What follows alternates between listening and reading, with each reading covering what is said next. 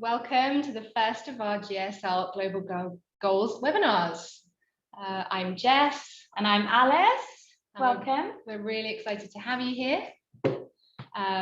Today we're going to be focusing on SDG 4, and we're also going to be sharing with you some of our impact from last year and a bit more about GSL. So Alice, should we kick off with our impact video? We're going to start with an impact video, which shows you what we've done in the last year while we just wait for people to kind of join us, and then we'll move quite quickly into our student panel.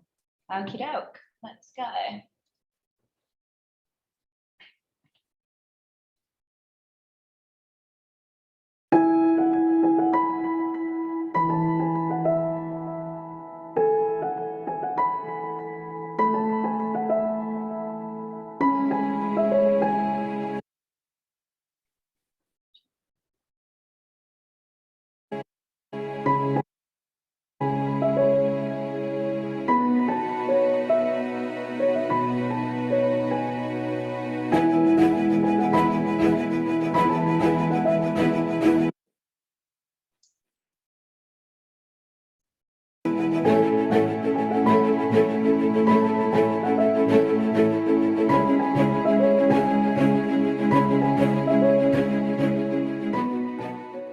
I have become more of a person who's more confident in talking about the things that I want to see in my school, and my teachers now actually are willing to listen to other people's ideas because they did think that my sign language signs were quite good.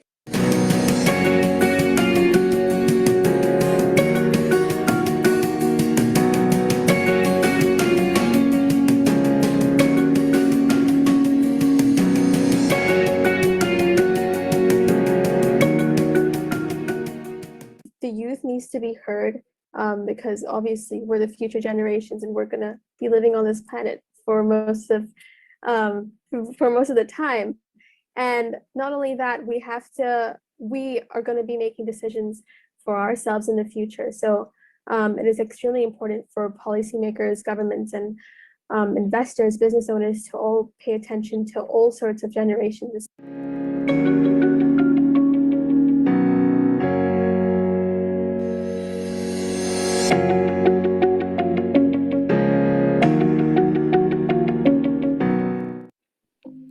La Guajira is a natural paradise for all travelers. Its diverse culture and beautiful landmarks make this a magical place, and is certainly one of the most beautiful and distinct regions of Colombia. But this is not the reality. 61.8% of the population live in poverty. Only 18.2% of those who enroll graduate high school. And there is a 28.6% illiteracy rate. That's why the Enlighten Initiative is a project we built on the necessities we observed on a tourist trip to La Guajira.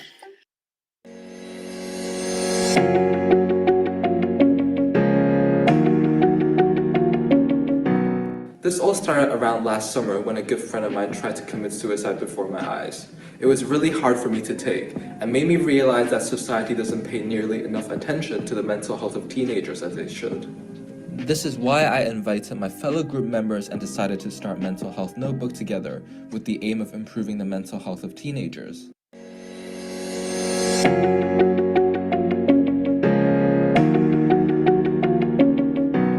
In our team, we have Ruby, Marianne, Crystal, Luca Joe, Alyssa, and Isa. Before we started our research, we reached out to the Penang Green Council to collect some statistics and data relevant to our Penang locals. We then split off to research how to recycle various categories of waste and the recycling programs already existing locally.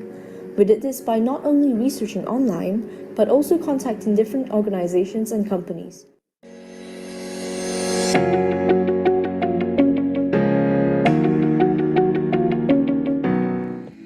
As of 2019, it was estimated that over 1.8 million citizens in India are homeless. The sheer scale of this problem unsettled me and led me to create Project Gharana, a solution that is affordable, sustainable, and homely, to bring relief to all those Indian citizens who have nowhere to live.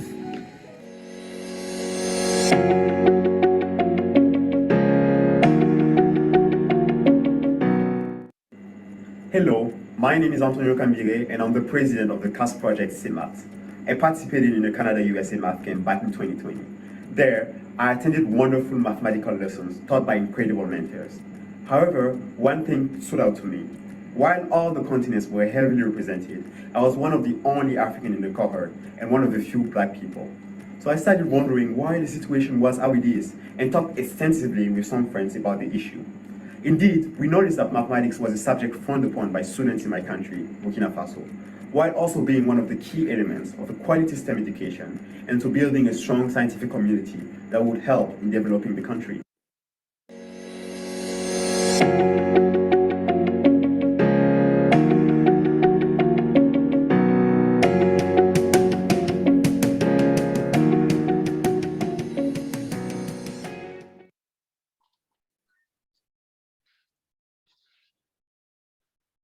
Great. Well, welcome once again, everyone. For those of you who have just joined us, we were just playing our impact video from 2021-2022. Don't worry if you missed it. We'll share the link later for our YouTube channel where you can watch it again. But welcome. I'm Jess. I'm from Future Foundations. And I'm Alice, also from Future Foundations.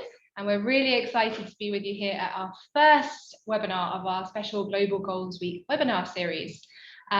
This is the first time we've held a webinar series for Global Goals Week, and what we're going to be doing across the week is focusing on 4 key themes that we know from the young people we work with they matter to them the most. So we'll be focusing on good health and well-being, quality education, climate action, and partnerships for the goals.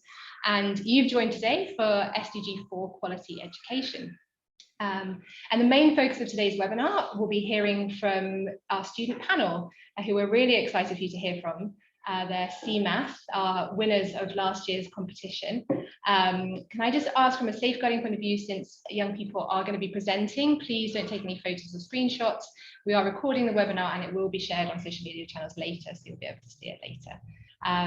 So I'm going to hand over in a second to CMath, but there will be a chance to ask them some questions at the end. But first, let's hear from our amazing CMath team who are joining us from Burkina Faso. So we've got Antonio, Tatiana, and Jamila joining us today. So welcome to you guys. Hello. Hi. Hello. I'm really excited. We've got people from India and Turkey and Bangladesh and UAE and Uganda and Berlin, Kenya, Sri Lanka, Greece, Thailand, all over the world joining us, and really excited to hear what you have to share with us. So once you've got your screen shared, we'll hand over to you.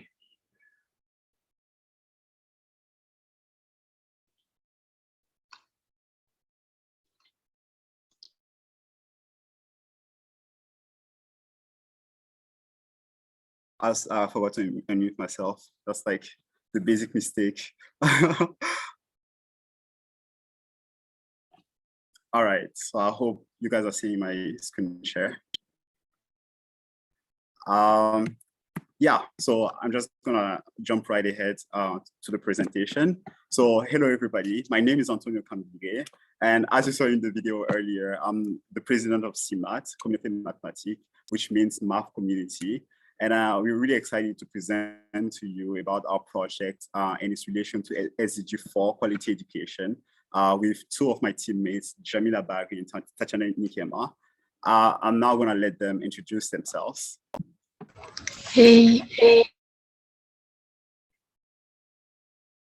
Barry.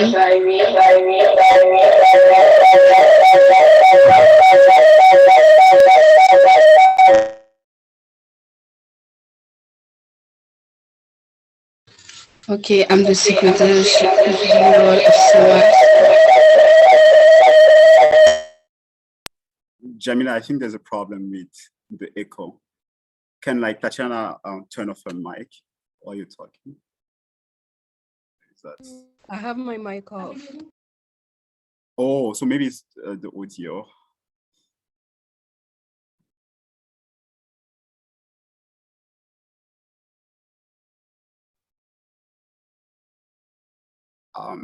Okay, so I guess I'm to not waste time.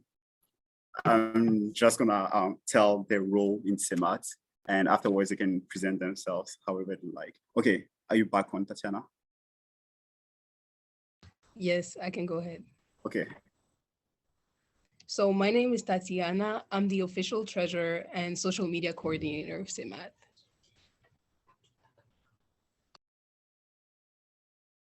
All right, so here as well, we have Jamila Baki. She's the General Secretary of CMath, and she worked a lot in sponsoring this year. Okay, so we're gonna go ahead with the presentation. CMath. The first thing we wanted to talk about in CMath is how the origin story and what were our inspirations for the project. So as you saw in the video earlier again, it all started like when I got admitted into Canada USA Math Camp, which is a math summer program, where basically I met like a bunch of really accomplished students. They were really good at mathematics.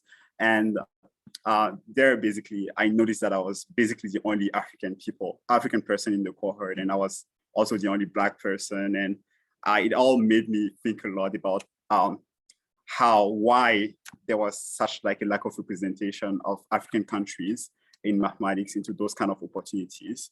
And basically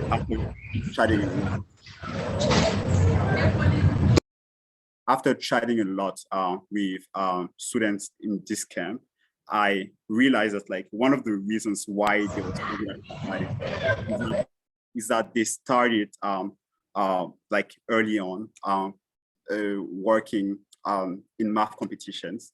And I was basically wondering why there wasn't such opportunities available in my country. I did a bunch of research on the problem, and I found out that like a lot of countries, especially French-speaking countries in Africa, didn't also have like those kind of opportunities. So I was wondering how I could solve this problem, and I stumbled across like a math outreach event where students were basically talking about like different ways they approach math outreach.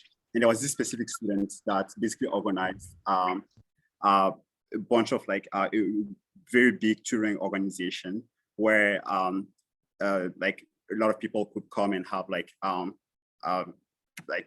STEM tutoring for free. And that was basically the inspiration. I thought about it, and I decided and I contacted a bunch of friends. Basically, I just couldn't sit down and look at the problem. I was trying to like build a solution for it. So I talked to a bunch of friends, Tatiana, Janila, and we started something right away.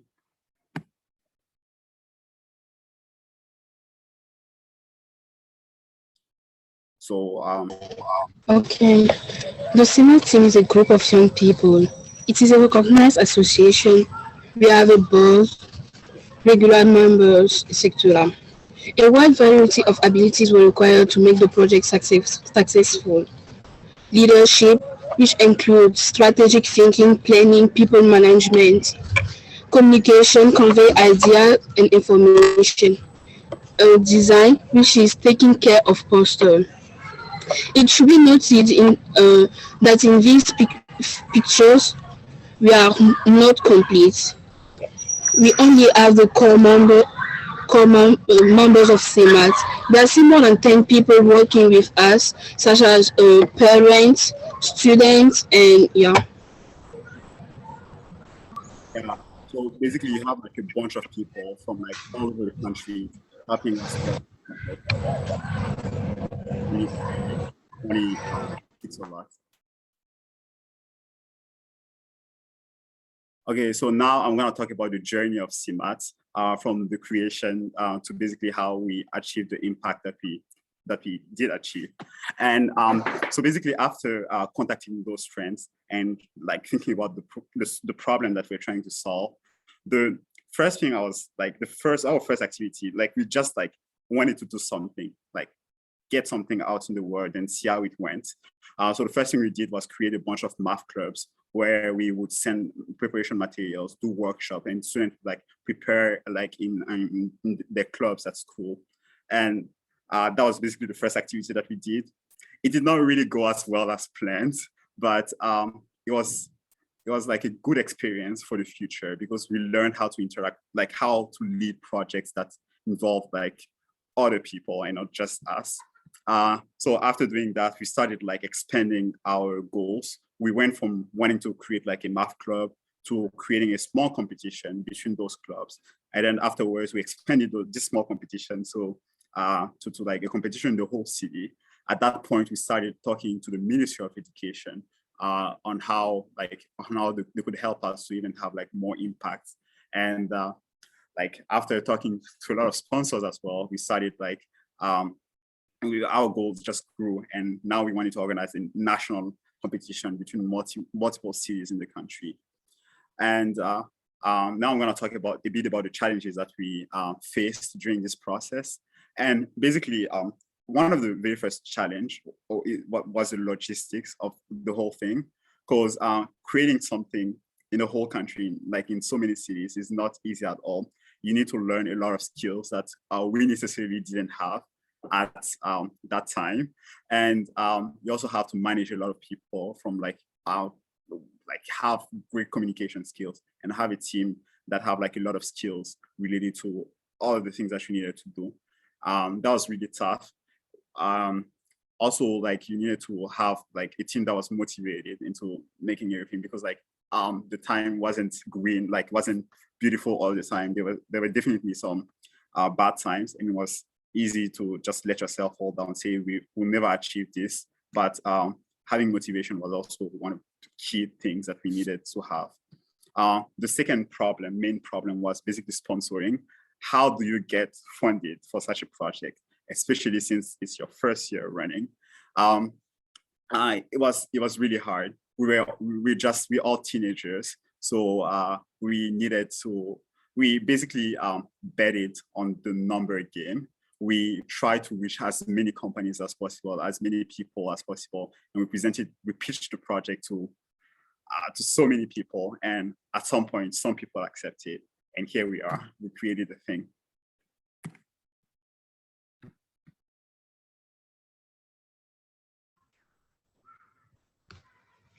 Now, speaking of the impact we had, like there's been a huge improvement from last year's to this year's edition. We witnessed a greater impact with more than 3,000 people attending against only 1,000 during the first year. We also had 24 cities this year against 12 cities in the first year. And I remember that expanding the size of the contest was one of our main goals after organizing the first competition. So I can say that that was a check. We also had $17,000 in funds raised against only $10,000 during the first year. So that only shows progress. Additionally, this year only, CMath won 3 international awards, namely one from CASTRAPES, one from the African International Schools Association, and last but not least, one from the Global Social Leaders.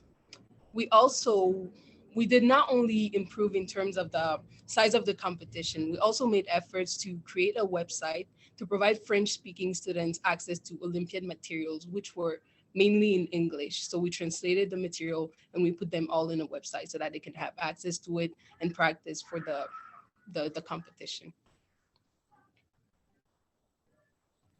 I also wanted to point out here that there's a lot of RISE finalists here, I heard. And like this was my RISE project. And I'm also a finalist, if you didn't know. Okay, next slide.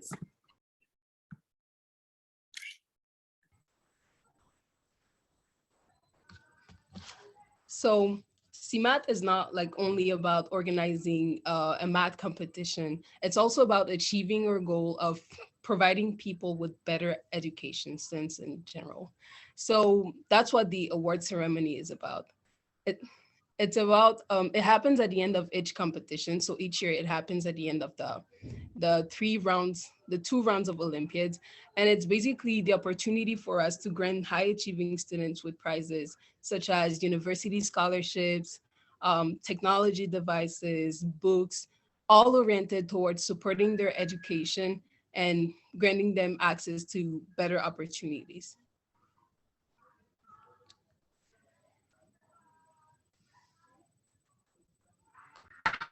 So CMath JSL in the global goals. CMath mission stated, promote mathematics in Burkina Faso is deeply rooted in the UN SDG.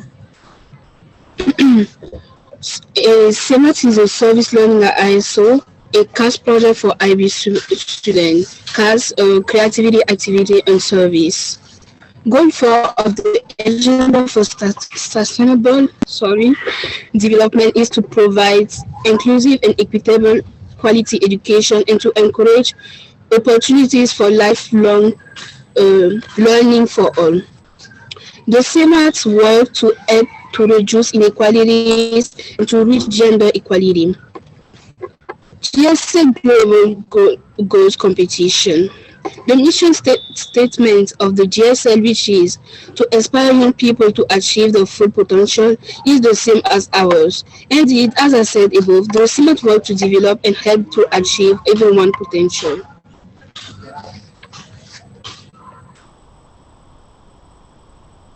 Okay, so now I'm going to be talking about our future plans for the organization. So as was mentioned by Tatiana earlier, we do not want CMath to only be something that's like a competition only, but we want to expand it, and we want to empower the people, the winners of the competition, to have more impact in their lives later on. So we received this year a confirmed grant from a very generous organization, and this is going to allow us to really enhance our projects for the following year. So our first goal is that expansion of the contest. We want even more participants. We want to also have more collaboration with like other sub-Saharan organizations or other international organizations that like aim for the same thing.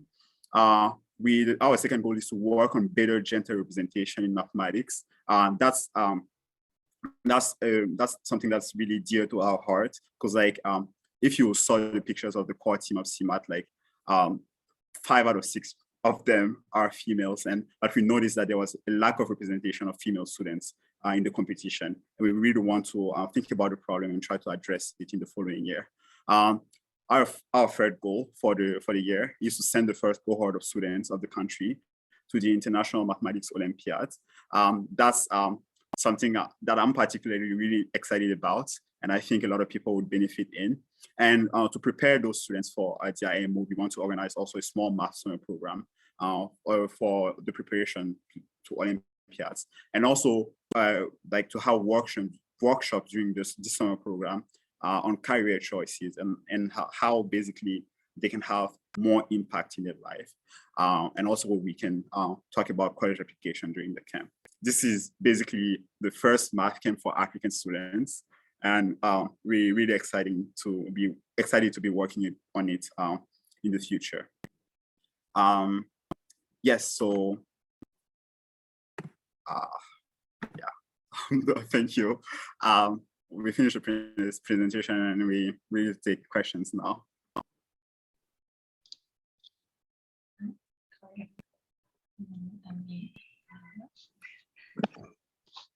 Well done, congratulations. Thank you for that excellent presentation. I'm sure everyone else would agree with me that, you know, what you've achieved in the short amount of time that you've had is just really, really incredible. Rasanga in the chat has said very inspiring, which I would 100% agree with. So we do have a question already in the chat, which I'm going to read out now, and then you can kind of jump in, whoever feels kind of the most. You're muted, I think.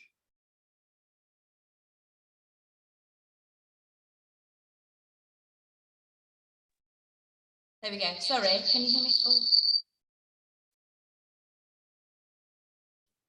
Sorry. No. Okay, can you hear me now? Can you hear me? Yes, we can hear you. Okay. Fine. Don't know what's happening. My video won't turn on, and Alice's sound isn't working. But yeah, we had a really interesting question from Risanga, asking about how you analyze data on the impact that your project had on the community. So for example, wondering, did you look at sort of before and after data? Do you know how the students improved as a result of what you did? Yeah, so like our relationship with data is kind of tricky, because like it's really hard to quantify the impact, like only like maybe like a few months or 1 year after doing something like that. So, but we definitely have gathered data before, on the before of the competition. So for example, before creating the website for Olympia preparation, we actually like sent out surveys to a bunch of schools asking students if that was actually a problem that needed to be addressed, and before actually doing anything. We also had asked the opinions of like a lot of like people in the educational system on how to proceed, on if that was necessary, on if it will work. So like we didn't want to, we needed to actually have like good data on like having a relevant problem before trying to solve it, and like having confirmation from like students and teachers and even government officials that this is a problem that needed to be addressed was very, very insightful. But we're definitely planning to send out more surveys to winners from last year in particular, asking them how did the prizes that they got help them in their like college endeavors and such. So that's definitely something on our mind, but we don't have any definite conclusions yet. Great, thanks, Antonio. And this is great. We've got quite a few questions, which is really exciting, and do keep adding them, everyone. But we've got a lovely question here from Shamael saying, this is honestly so inspiring, but quick question, weren't you afraid to put yourself out there? I don't know who wants to take that. Yeah, if Tatiana or Dejamila wants to jump in, that'll be completely all right. But since I was one of the earliest members of the team, maybe I can answer this the best. What I can say is that it was definitely challenging, and to actually like get ourselves out there for the first time. So that's why we decided to start really, really small. We did not want to seem arrogant at all to any person. Like we don't just like start something and say, oh, you want to organize a national thing right away. That's not going to convince a lot of people right away. So for both their perspectives and from our perspectives as well, to not set ourselves too high goals, we basically started really, really small. So like we basically talked to like a few friends in like some schools in the city and asked them, oh, do you want to create clubs? I'll be happy to watch you to create clubs. We don't have money or anything, but we can give you training materials. And that was way easier than going there and saying, oh, we want to organize a national competition and we're a bunch of 17 years old. And we don't have any money, but you can give us money or anything. Like, so basically starting really small and having realistic goals at the beginning is definitely helped, I believe.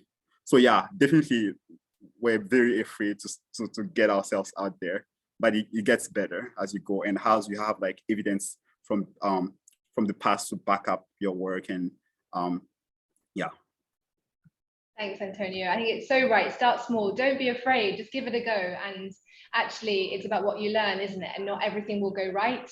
But you then learn from that and you can try something else. So yeah, don't be afraid to get started, anyone. More questions. So we've got a question from Bell.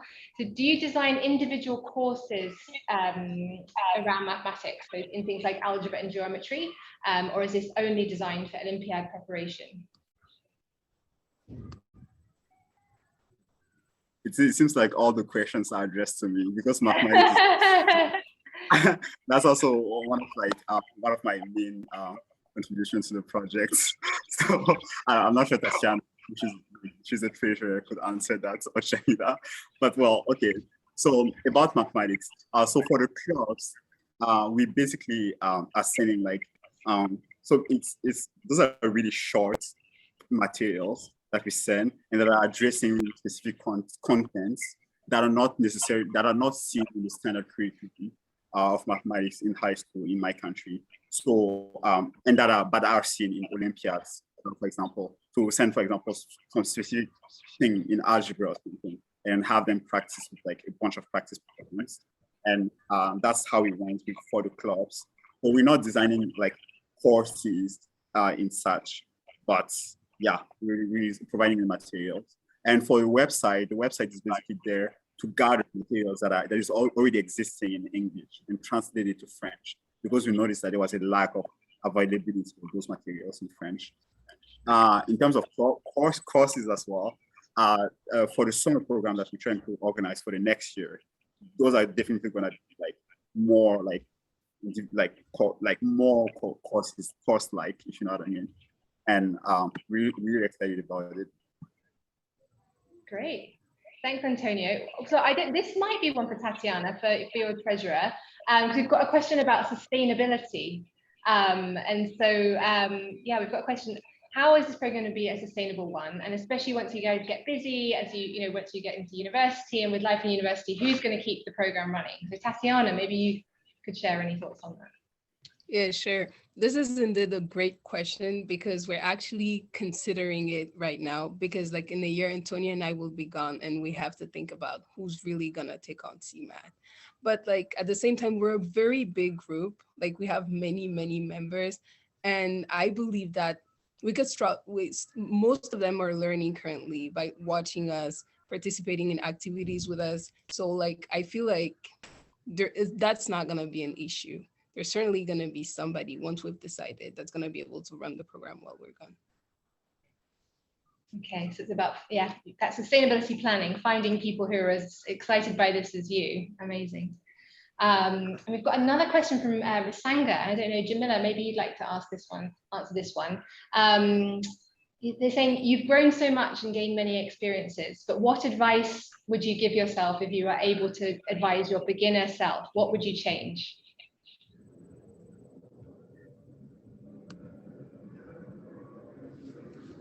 Jamila, would you like to answer that one, or would you like to leave that for Tatiana or Antonio? I think Tatiana is frozen or something. Hey, Jamila is frozen or something. Maybe, yeah. Would you like to answer that one? What would you change? Would you change anything, Antonio? Oh, yeah. What I would say to my past self is basically related to the question that was asked before. Really, do not be afraid to try stuff, because like if you like don't get stuck too much in the planning phase of things and not actually do something in the real world, because like trying something out and planning it are two very different things. And I would say that do not like spend too much time on planning. Plan well for sure, but like try out things, stand up and do things in the world, and you're gonna have experience, and that's gonna help you improve your plans for the future or something. That'll be something. Maybe Tatiana wants to add something about their own experience. Yes, I definitely agree with what Antonio said. Like when undertaking such a big project, don't focus too much on the planning. Just go ahead and talk to people about it, because while talking to our friends, we got support from them, from their parents, from the teachers, and that's basically how it grows. So usually just get out there and start talking about it. Brilliant. That actually like links into, so we've had a question from Ankit saying that they've also created an organization and it's really difficult to find people who would be interested in joining. So they're asking for any tips on how to find like-minded people. I can answer that one. So from my experience, right, people are going to join your organization for different reasons. So Tatiana is treasurer. She's not necessarily interested in all the mathematics portion of the project, but she's really interested in having an impact in her country. And like in your organization, there's going to be a lot of different like needs that are going to be like skills that are going to be needed basically. And you need to know how to market like your project like in the perspective of those skills. So when I'm going to go and talk to Tatiana, I'm not going to be a math nerd in that time. I'm not going to be talking about, I don't know, like gaps or something. I'm going to be talking about like, she's also really like communication. I'm going to be talking about posters, all the possibilities on how to make like a great Instagram post or something. I don't know. And like, that's going to be interest her more than like just talking about like the project itself. So maybe try to relate your project to people and their individual interests. And I think you're going to find like people to join whatever organization you're running. Also, and tips on how to find like-minded people. Like that's also something I had to work a lot on, because like I was really introverted before, but then like this kind of project don't allow for too much introversion. You need to really know yourself, like out there, talk to people. Yeah. And sometimes some people will be like, oh, can we have a call? And I will be like so stressed because I'm like, oh, I don't want to talk to somebody today. But then like you need to work on yourself on that and like just get out there. If there's an event, a presentation like this one, you get to attend, you get to ask questions, and then you get to have connections from there by asking follow-up questions or something. And then those can be really valuable in the future. Definitely. Thanks, Antonio. We've had another question that might be for our treasurer. How did you get the funding? So it was really impressive, obviously, that you shared the story about how you've increased the amount of funding that you've gained this year. Can you share a bit more about how you gained the funding? So the process of getting the funding was very tedious. Like it was the worst part, I want to say, because we were kids, we're teenagers, and like we were asking for big amounts of money. Like it was hard to get people to trust us. And I want to thank our relationships, especially like Antonio's mom, who had many relationships that could help us and get the funding for that. Because apart from that, we just had to go to a bunch of people, a bunch of organizations, present the project. We had to do a lot of writing, letters, presentations. We had to actually call people. That was very hard, but eventually we made it, and I'm very grateful for that. Yeah, well, you did really well. And I think what you've explained there, quite a diverse strategy, right? Leveraging the contacts that you've got, and then also looking for organizations. And yeah, it sounds like you had to work really, really, really hard, but it's worked, so well done. We've had a question about trust, and this is quite interesting because Antonio, you mentioned trust a little while ago and how you get trust from other people which I guess is about fundraising as well. But actually this question sounds more like it's in the group. So within your team, how do you kind of maintain trust in the team and keep your team motivated? Oh, that's an excellent question. I feel like you need to know your teammates well, and know like I guess like how to get trust. I don't think that was something I really struggled with, but like basically, I guess that was because I was really close to my teammates, and I knew what they wanted, why they were in CMath, for example, and also like what were the schedules like. I didn't try to give them like work that they just couldn't do or something, and I tried to be like patient and like try to know your teammates. Like people are gonna have different temperaments as well. Also learn to work with that and not be like, I guess this is all like not a straight answer, but like just know your teammates and try to do the best you can. And I think it's gonna be all right. Yeah. Maybe we should pass that question to either Jamila or Tatiana. Like how do you think Antonio built trust in the team, or what would you like to see? Like how would you like to see trust built?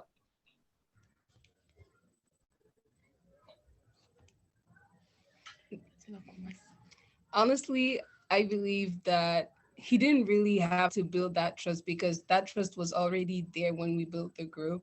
Like we're all pretty much all classmates, and even the people from outside who joined were friends from us. So like we didn't really have to work on the trust because it was already there. Okay, so I guess that might be something for you guys to think about when you're talking about sustainability and thinking about who are you going to bring into the team, and as the team moves forward and we're having quite a different dynamic, that might be one for you to start thinking about proactively. What are you going to do to kind of keep trust going so that that doesn't erode kind of the good work of the team? We've got a question from Gloria. So Gloria is asking, what are the things you wish you knew when you started your project?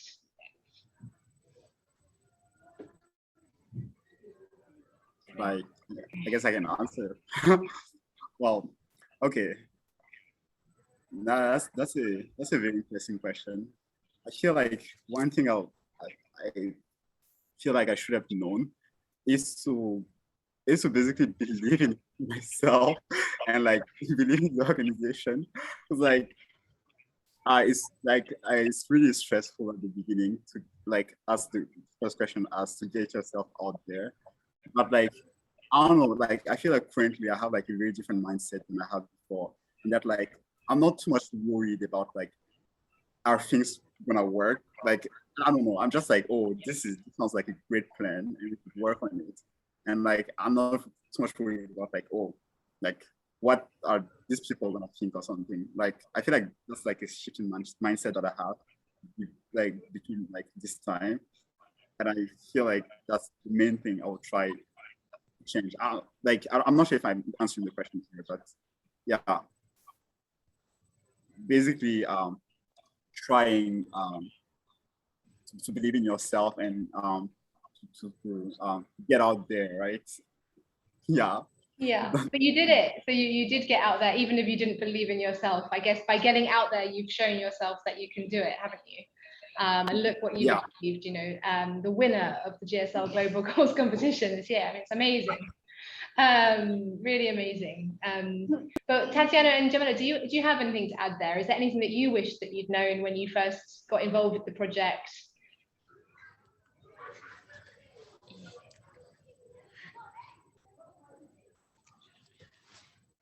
Personally, it was just, I think it was for me, it was just, yes, to believe in myself and to know that whenever you're motivated into doing something, it naturally gets people motivated to follow you as well. Because it was basically by talking a lot about the project that we got other people interested in following us and actually joining, taking part into the contest. So yeah, we did not have to really worry about, are people gonna like the idea? Are people gonna validate it? It's just motivate yourself, get out, and they're just gonna follow naturally, at least if it's something good. Definitely. Oh, so we've got another nice question about the sustainability of the project here. That says, do you have a plan and structure in place that can be used year after year to maintain the quality? This is your brainchild, so people who take over from you must do justice to your idea and your vision. So yeah.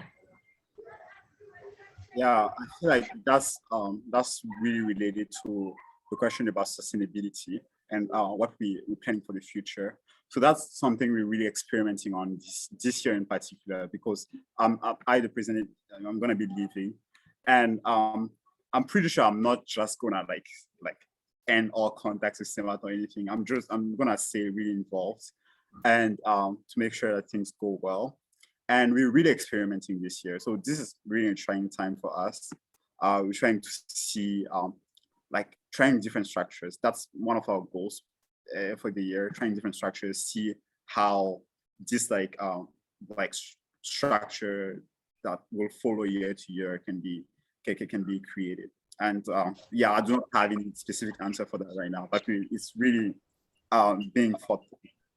Yeah. It's being thought through. I guess there's lots of things now sparking that you need to think about this year. So it's yeah, that's definitely one. Maybe in a year's time we'll come back to you and ask you, how did you get on with putting structures in place to maintain the quality after you've moved on? Yeah. Yeah. The follow-up, we're going to hold you to account, Antonio. We want to see sustainability happening with this amazing project. And had a question here about skills. So which new skills have you acquired as the result of this process? So what have you learned? What skills have you gained? I guess I can start, and Tatiana and Jamila can add things afterwards. So yeah, in terms of skills, right? As I said before, I was a big nerd before starting CMath. I was really introverted as well. And like the thing that CMath helped, like doing a lot of presentations to people, like really gets you like this skill of like knowing how to talk without necessarily having like a speech written or something. I don't know. Just really I don't know if it's eloquent. I wouldn't call myself eloquent, but like really not being afraid to talk to people and like approach people. I guess another skill that I learned is like, I would say leadership and communication with the team, because that was also one of the challenges that we had, communicating with like a big team and also communicating with people like in different cities and different regions of the country that are not like, that do not maybe have the same type of like internet connection or something, or like cellular network coverage or something. So like, it's something that I learned a lot. I'm not sure if it's like, I think it's really specific to Burkina, but like, I feel like this project really helped me learn about the bureaucracy of Burkina and like how to approach, for example, the government and like how the ministries work and all of that. I think this really will be really valuable for the future, and that's really something I think it's cool. Tatiana, maybe you can add something. For me, it was mainly communication, both written and spoken, because we had to write letters, as I said, and those were professional letters. It was not like what we used to do in school. It was to talk to like big corporations, big organizations. So we really needed to focus and to learn how to properly do it. Also, spoken communication, because I said we had to make calls, we had to deliver presentations, and sometimes even speeches. So that was something that I really worked on as a member of CMath. And obviously there's public speaking, like the thing we're doing right now. That was something I wasn't used to doing, especially in front of like so many people, international communities. So for me, it was mostly communication. Oh, amazing. I mean, you're both presenting very eloquently. Antonio, you're definitely eloquent, and it's incredible to hear you guys talk about your journey and what you've done. So yeah, that's definitely a skill that we can say that you've got for sure. So I think we'll take like one final question, which is, how do you handle criticism if there is any? So have you had any criticism, and how have you handled that? I feel okay. I feel like there's something. Okay, my thoughts, and I'm trying to regulate my thoughts right now and choose the most relevant thing to say. But in terms of criticism, I believe there's like two kinds of criticism, right? There's like the criticism, like the kind that I got from the past secretary, like general secretary of the organization, which was really trying to help like the organization get better. And like, she wasn't criticizing to hurt you or like to make you feel down about the project or anything. And I feel like that's also maybe one of the improvements that that I made towards like the process of creating CMath, because I feel like I might be better at taking criticism now than before. We had like, you know, managing the team is not all white. There's some moments where there are clashes as well, and I guess with time you'll just learn to deal with it, and to deal with it professionally as well. So maybe that's something big I learned. But I would also want to mention that there's also this kind of criticism that is not there to improve anything, but there to basically make you feel less good about your project or something. And I really have experienced that quite a few times, especially from adults actually. Really? That's terrible. Yeah. And like those are really like, because like I'll not call it this, but it was basically this person with a lot of influence that didn't want to help us at all, like in the project, and like basically even like closed door for us instead. And that was really not cool. And I feel like that's something I also need to learn more, because like this kind of criticism I can't take at all. And yeah, when I find that your criticism is like really helpful, like I attended like some workshops on how to take criticism and like make it into something like productive for yourself. And I feel like that's really something I've worked on. But then like the other kind of criticism I need to work on, because that makes me a bit too mad. Maybe Tatiana can. Yeah, I also wanted to say one thing about handling criticism is basically to talk about it. Like I can see Antonio getting emotional when talking about that adult that basically ruined our whole thing. But like the thing that he does is that whenever that sort of things happen, he talks to me. And when he talks to me, like we can find solutions and I can motivate him. So that's really something that helps when it comes to like criticism that's not meant to improve. And even the good one, like when people talk to you about something like an issue about your your project, you just go and talk to someone about it. If it's accurate, that person will agree with the person who gave you the critic, and then you reflect and find solutions about it. So it's basically communicating, talking about it. Teamwork. Teamwork is the dream work. That's the yes. Wow, guys, thank you so much. And thank you so much to everyone who's with us and who's asked such great questions. That's just been so, I've learned so much from all of you and from the questions, and we'll have to bring you back again and hear about how you've developed the project even further as a result of the questions that you've had today. I'm not ignoring Eniola's question about how do you register for the Global Goals competition. I'm going to segue now to talk just a little bit about, so if anyone who's been inspired by the amazing story you've heard today, I thought I would share with you just a little bit before we close about how you can get involved with Global Social Leaders. So let's dig in. So as Global Social Leaders, our vision is a community of schools and partners who are committed to building a global movement of socially conscious young people who are equipped to be leaders in their lives and society. So there's several ways that we do that. And this year, we have launched for the first time a new membership organization. And this is a membership organization for schools to join. And this is because we feel like so often young people are given the burden of feeling that they have to solve the world's problems. And we want to be really clear that this shouldn't be all put on young people. We really feel like we need to get across the message that young people can be an amazing positive force in solving some of the world's issues, and we can equip them to thrive, but we all have a part to play in creating a more sustainable society and world. So this membership organization that we've set up is one of the key things I'll talk about in a minute. And that is now the global project competition is now part of our membership. So you have to be in a member school to take part in the global project competition. We also deliver leadership courses for young people that have social action at their heart. I'll talk a little bit about what courses we have, but these young people from any school in the world can sign up to take part in. We also work with partners to widen access to opportunities for young people in schools. So for schools to take part in membership, there is a cost, and also for our leadership courses for young people, there's a cost involved. But we always try to fundraise to try and make sure that there are free places available for students that need it. And so we will be having free places for schools in the membership. And on all of our courses in the past, we've had free places for first week students. So we also work with incredible volunteers, our Global Goals heroes, to support this work that we do with young people in taking social action.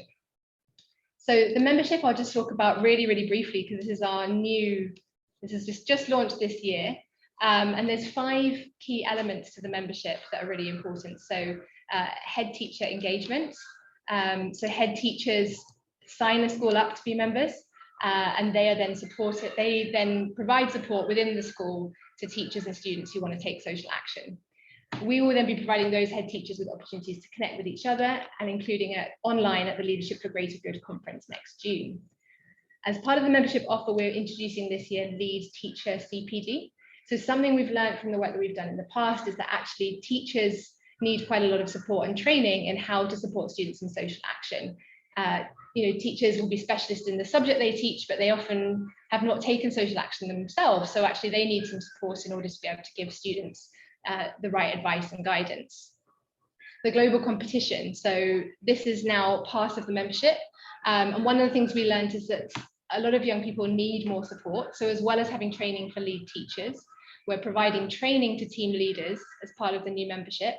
So there'll be a lot of support, training, project feedback, events with experts involved to help give guidance on projects. And so each school that is joined the membership will have 10 teams that can access that support from us.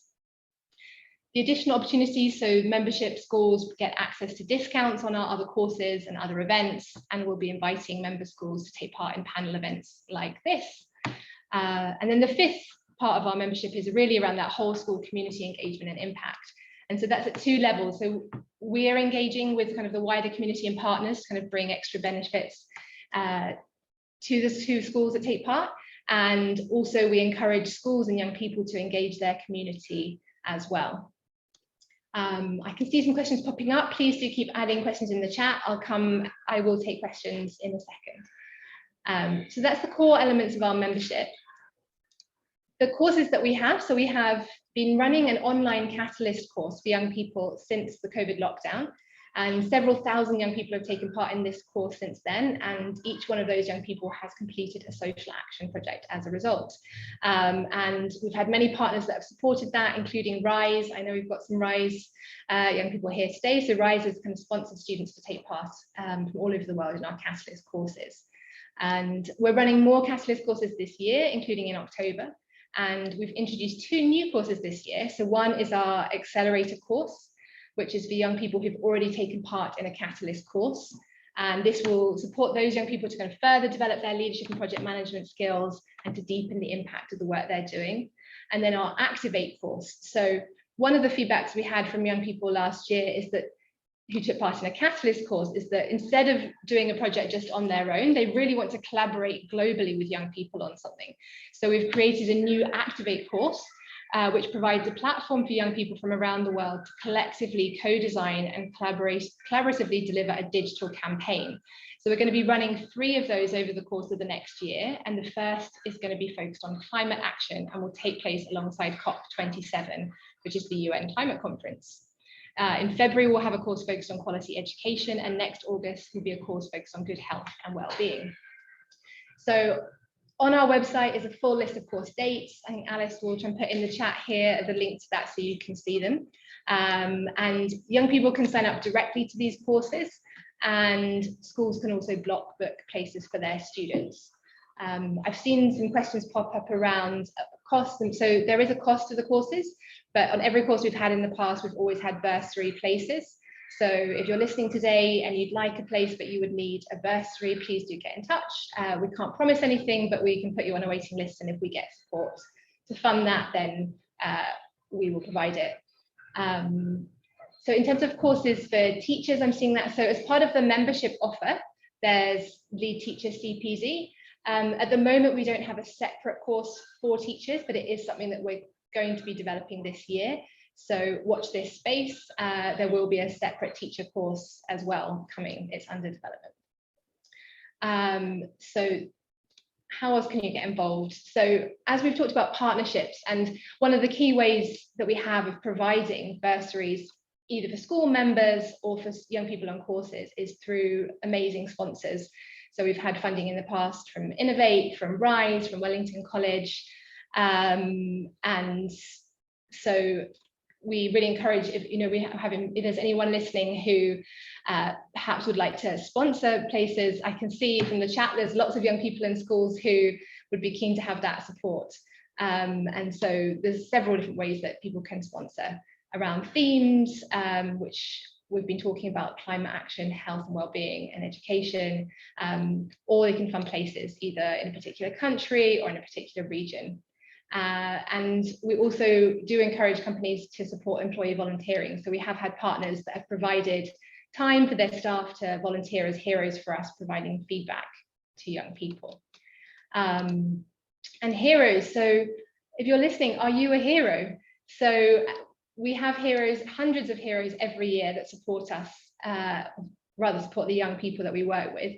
So they provide feedback to young people on their competition projects, they judge the Global Goals competition, they speak at our courses or connection events, they contribute to our masterclasses, and they attend our Ask the Expert events. So we design these for busy professionals to make sure we're leveraging your skills and your time, and we provide training and support. So if you're listening and you would like to be a hero, do get in touch as well. So yeah, Alice will add into the chat. I'm seeing questions about this. So links to our website where you can find out about membership and you can find out about courses. And yeah, do get in touch with us if you have any questions. And just finally, thank you so much for joining us at this. This is the first of our webinars. We've got 5 more webinars happening over Global Goals Week. and then extending into just after the end of Global Goals Week on Monday, the 26th of September. And we would love to see you there. So Alice, again, will put a link in the chat where you can sign up for those. And yeah, do join us for more. We'll be hearing from the other 4 finalist teams from the Global Goals competition last year, and as well as some students who've taken part in our Catalyst course, and also some teachers who have been supporting students. So thank you so much. A quick last question, will the webinar be the same? It's the same, we've got the same format for the one on Tuesday, Thursday, Friday and Monday, except that on Tuesday we'll be joined by a teacher as well. On Wednesday, it'll be the same format as this, but instead of hearing from one team, we'll be hearing from 5 different young people who've done individual projects.